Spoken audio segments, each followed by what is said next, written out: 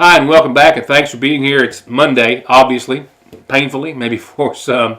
It's the last Monday of the month. February rolls into town on Thursday. Groundhog Day on Friday. Weather-wise, we're rolling into somewhat of a pattern. We've got consecutive days in the 50s. We do have some snow and some rain chances therein, and some sunshine as well. Certainly an improvement, but one we'll have to talk about. That being your forecast in more detail in just a few moments.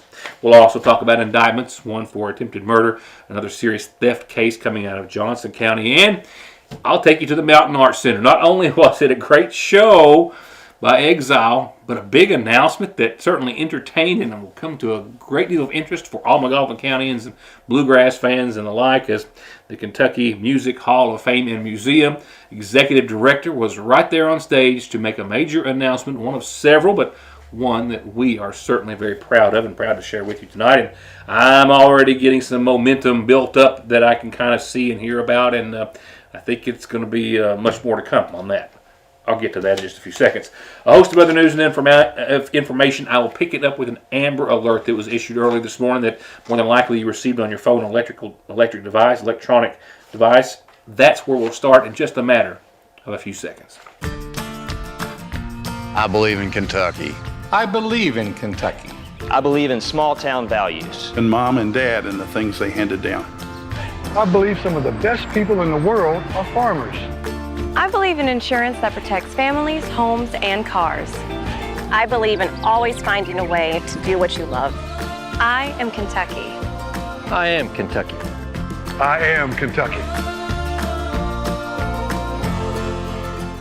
Hello, I'm Dr. Cheryl Stalder-Cheney, podiatrist currently located in Syersville, Kentucky. I've been servicing patients within Eastern Kentucky for the past 20 years. Our feet are the foundation for everything we do, and whether you're suffering from fractures or injuries, need custom orthotics, diabetic foot care, sports medicine, heel pain, wound care, or anything else foot related, relief is just one step away. Cooked cabbage is back at your Syersville Lee's, and so is the low-carb plate. I mean, yes, you can call it a low-carb plate because it is. There's barely any carbs in it, but it's also one of the tastiest meals we've got. And the healthiest, low-carb or not, with juicy roast strips, our famous green beans, and yes, that tasty cooked cabbage. A taste and flavor all its own, and only at your Syersville Lee's. Someone dies in the U.S. every 7 minutes from an overdose, and over half of the population gets or takes pills from a friend or relative. And about 46 million and counting are exposed to narcotics in their drinking water. So don't toss them, flush them, or leave them lying around. Safely dispose of your unneeded meds anytime at Parkway Pharmacy, where you can always talk to a pharmacist when you need one. Regardless of what season it is, you can always find fan favorites of the Ville, Salyersville, at the seasonal shop. For the dudes, Duke and Cannon, Turn Rose, and more. And always something for all the Hornet fans. And for all the ladies, it's always Wildcat season, and it all changes daily. That's why you always have to make a stop at the seasonal shop just next door to Fraser's Prater Drug Store. The best place for all your prescription, over-the-counter, and Radio Shack needs, with some of the very best hometown lunch specials and treats. They're a pair like you can find nowhere else but in Syersville. Yeah, early this morning there was an Amber Alert issued by the Kentucky State Police as a little 5-year-old girl, Leela Black of Princeton, Kentucky, was believed to be in danger, believed to be in the custody of her biological father, identified as 42-year-old Byron Black. He was said to be traveling in a Chevy Silverado with California license plates. There was a description of the vehicle given. This as a result of an investigation into the death of the little girl's mother, Kelly Black, who was found shot in the back of the head. An arrest warrant for the murder of the child's mother, his wife or former wife, was issued by the Kentucky State Police. He was taken into custody. The Amber Alert was canceled. The little girl was found safely, and he again was taken into custody and arrested and served with that arrest warrant. I have to report that the little child was found safe. But again, an investigation into the shooting death of the child's mother. No other information about what led to the shooting or otherwise. Indictments returned last week by the Johnson County Grand Jury. We'll catch up on the rest of those tomorrow. Tonight, one, however, for attempted murder, one for well over $10,000 in damages and theft. This is a follow-up as I first reported on the case of Timothy L. Rivers of Sitka back in the first few days of December. That was when he is accused of attempting to kill his son Josh Rivers by shooting him with a Winchester .30-30 rifle at his home. Reports are from authorities that officials responded to the residence after they had received a call through 911 about a man being shot by his father. When they got there, the gunshot wound victim had already been taken to the hospital by another family member. And so while police were investigating, they walked around the back of the house and saw Rivers through a window, sitting in a chair, smoking a marijuana pipe, and that .30-30 caliber rifle in question lying in front of him. They approached him, they arrested him, they found a number of marijuana plants as well growing inside the residence, and when questioned, Rivers plainly and bluntly said that when his son came into the room, yelling and going on, he told him to hush or he'd hurt him, and that's when he shot him. He was also served with 2 outstanding warrants. And an ongoing situation that shows no sign of stopping. Another case of receiving stolen property, theft, and other charges for theft of copper and destruction of other utility service lines. Larry M. Blackburn of Nippa is now the subject of an indictment, charged with receiving stolen property over $10,000, fleeing and evading police in a motor vehicle, fleeing them on foot, and reckless driving. This goes back to an incident on around September the 5th when he reportedly was cutting down copper in the, I believe it was Hackney Hollow area of Johnson County off of 23. He cut down copper phone lines, old phone lines, but as well in doing so, destroyed a large amount of fiber optic lines that are very expensive to repair. In all, when it was said and done, it was $12,739.47 worth of damages and or destruction that were done. He was found soon thereafter near on scene and attempted to elude Deputy Darvin Marcellette with the Johnson County Sheriff's Department before being arrested. This is actually one of the most recent, but not the only case of this nature. There's another case of serious theft that caused an outage for Foothills pending trial. They tell me that this is very inexpensive. They have the manpower and the equipment to repair these outages rather quickly and get everybody back online. For example, this particular case involving Blackburn cost customers, about 150 customers or so, businesses and personal customers, service for a number of hours, maybe 6 or 8 or so, but those repairs, although they can be done rather quickly, are rather expensive to do, thus the $12,000 in sum in damages that he left behind. We'll spend some of the show tonight at the Mountain Arts Center, and that's coming up as I left you on Friday towards the latter part. A good, entertaining note to go out on, and it's more than just entertainment making the show tonight. With that said, here's tonight's McGoffin Farm Bureau calendar. With February arriving this week, the Water Into Wine Food Pantry is announcing their regular distribution dates and their senior commodity dates for this month. Wednesday, February the 7th, that is next Wednesday, 9 to 11 for their standard or regular distribution. And the other one will be Wednesday the 21st, 9 to 11. Senior commodity date for this month has been set for Thursday the 22nd, this coming month, I should say.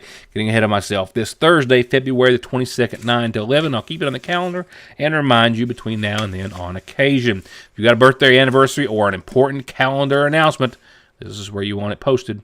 If you want it printed in the Sayersville Independent, send it to Heather at SayersvilleIndependent.com. Coming into the office this evening after the weekend, we have learned of the services first that have been set for this Wednesday at 1 for 78-year-old Hurl Howard. Hurl Jones Howard of Sayersville.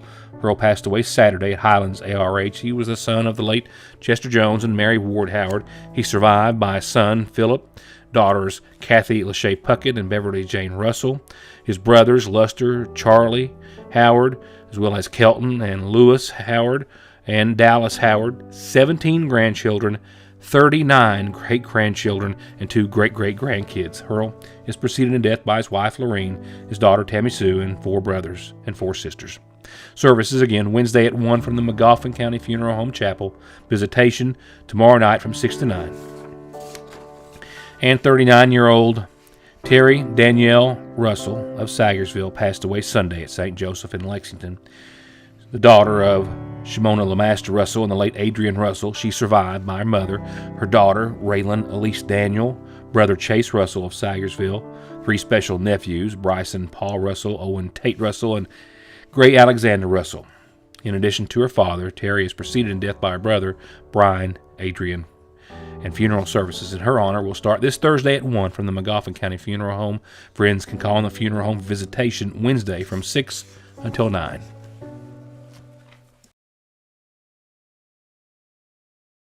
Salyersville National Bank hopes to help you start the new year with financial freedom and peace of mind. From new services like Apple and Google Pay with your debit card to their more than century of being dedicated to being your personal or business banking institution, they're here for you with digital, phone, or in-person banking at both locations.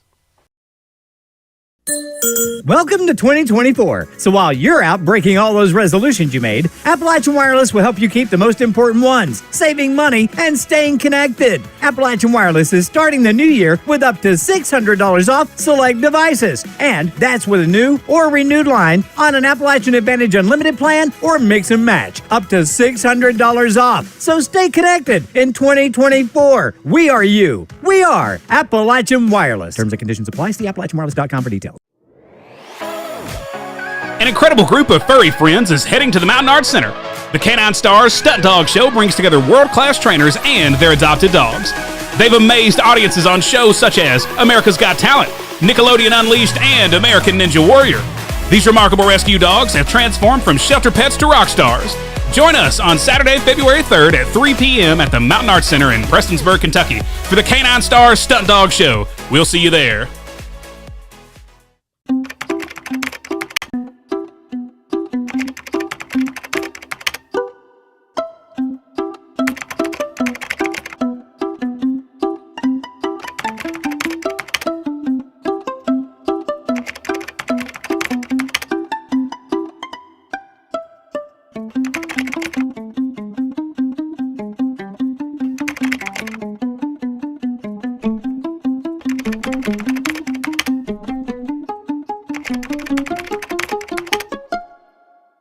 You've seen the forecast, right? You know what season it is, so it is time to get ready. With New Year deals that are worth up to $200 off a new set of tires, and get your car running like new with only a $35 state-of-the-art computer diagnosis, and save all the payments for later with 6 months same as cash at Conley Tire and ConleyTire.net.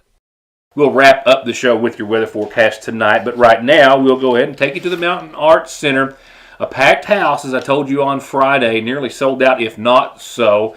Exile, their first show of 2024. And a bit of a break in the middle featured the executive director of the Kentucky Music Hall of Fame and Museum there to make a very special hometown announcement. I want to kiss you all over again. I want to kiss you all over.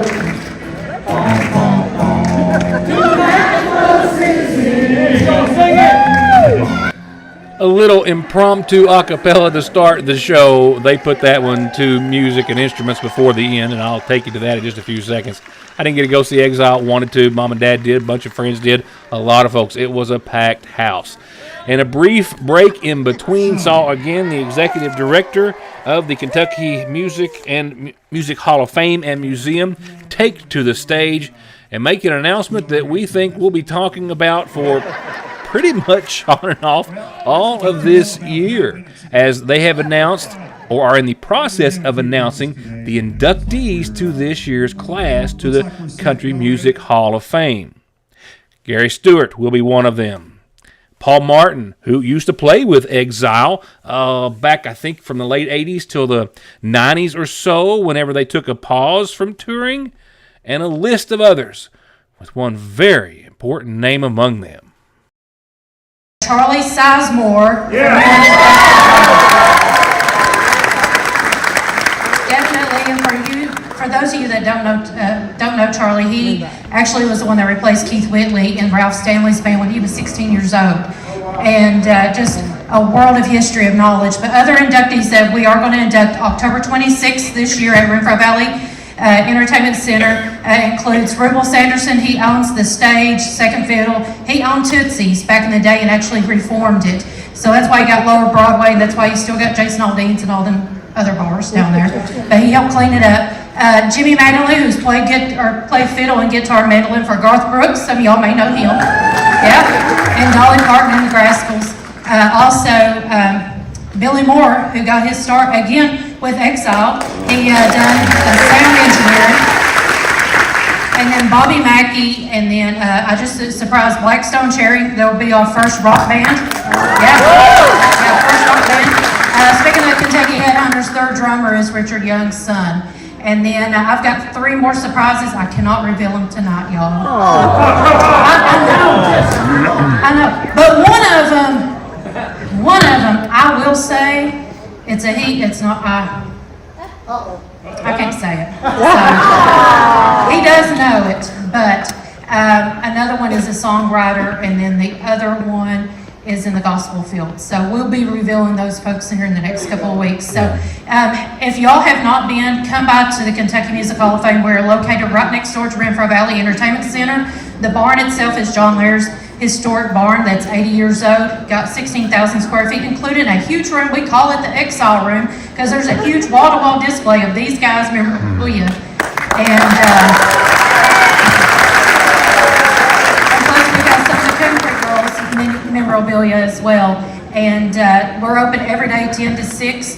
And Renfro Valley itself is celebrating its 85th year. So I want to say goodbye. Thank you all so much. But if you all know Charlie, be sure to tell him congratulations. Absolutely. We're going to be making a phone call after the show and letting him know as well. So thank you all.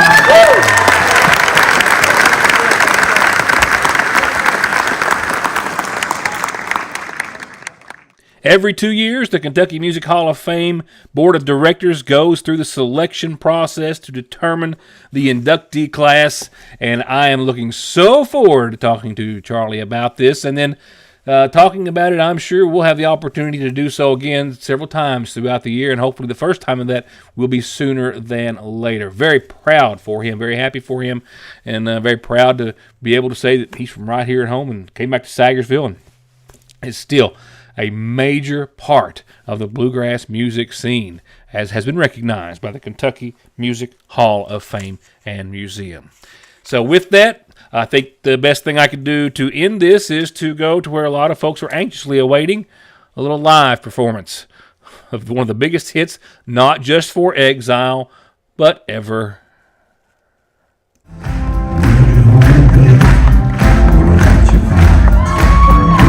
Been thinking about you, baby, your one design.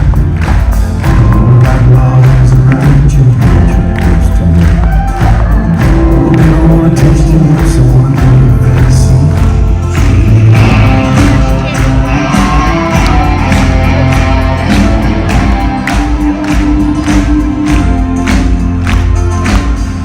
Don't know what I'd do without you, baby, don't know where I'd be. You're not just another love, but you're everything to me. And every time I'm with you, baby, it's true. When you lay in my arms and you do the things you do, you can see it in my eyes, I can feel it in your touch. You don't have to say anything, just let me show how much I love you.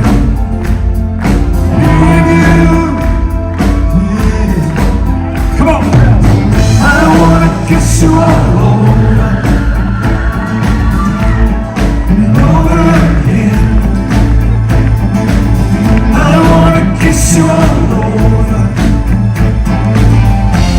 till the night closes in. Till the night closes in.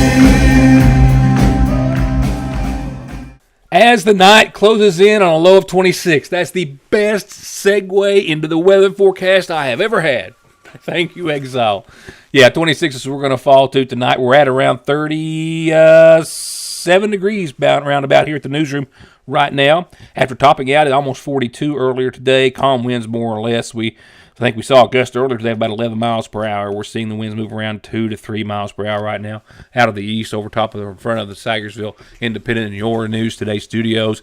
We will continue to see your Monday with nothing more than mostly cloudy skies and a calm wind, taking us into your Tuesday with not so much of a calm and dry condition or pattern, as we see 46 for your Tuesday. Rain mainly after 4 o'clock, and calm winds starting to become south-southwest around 6 or so in the afternoon. An 80% chance of rain, less than a tenth of an inch or so at that tomorrow. And then rain maybe tomorrow evening, and some snow in the back end as we hit the mid-30s. A little or no snow accumulation expected tomorrow night. But your high, your low, 46, 35, and precipitation on and off throughout your Tuesday. And the last of it for a little while, Wednesday, cloudy, 42, a light wind out of the northeast. That's it. Nighttime lows around 30, so a cold one, but partly cloudy, dry, calm. No big winds to speak of. Say it isn't so. Hard to imagine. Thursday, 52, mostly sunny, and even better still, 35 that night for nighttime lows, as we see Thursday roll into your Friday with a similar scenario. Low 50s and a lot of sunshine Thursday. The lowest of 50s, but still filled with some sunshine into your Friday. Right around 50 degrees, partly sunny skies. Nighttime lows, however, will be even colder. We'll knock another 10 degrees off of them. It takes down to about 26 degrees Friday night. But still, dry, sunshine during the day. And if you're enjoying that improvement, well, you'll enjoy Saturday. Still very consistent, 50, 51 degrees or so. Sunny, then cold that night. Nighttime lows again in the mid, flirting with the upper 20s. So another cold night and early start to your Sunday. And Sunday we start to have more precipitation make its way back into the picture. Still consistent, though, at a 52-degree day. Still some sunshine, mostly sunny on your Sunday. And only a 20% chance of showers pretty much throughout most of the afternoon and overnight. And with that, as we see the upper 20s, if there's still enough moisture or any moisture around, we could see a few flakes thereafter. And starting off this time next week, 45 on your Monday, mostly sunny, and about a 30% chance of some rain or flakes. And that's it for this evening's show. I hope you'll join me for the next. Thank you for watching.